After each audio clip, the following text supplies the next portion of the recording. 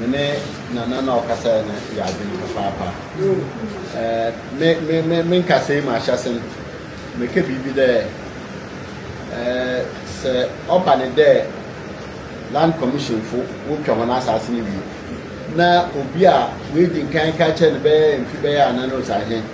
de wo haban man fo nsan ke bi me ni bibia wo mu bi ne mfi ya be ka che de inde di fo ni hia na yenye na ntene fo man ke bibi na ono so nsan ke bibia na wan ye fe na oyesisi nti ye twan ma land commission fo wo baka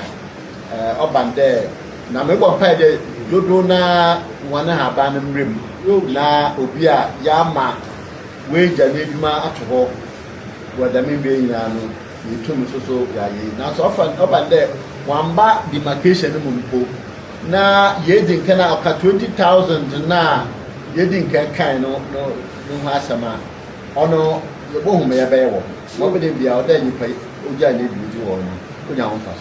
mo be dem bia but yenyim how obey TCA that commission for both be pay for be na maka na baba intonto no do na onyo na akasa kakana amanfo na nanu me bisa question obe to mafo no so bi nim so question no opedi obi se no bisa no boko abuterim na ya chechim wi a final ya de baba na nanu me nim na ye nyina ntase abama ye nyina ye hwata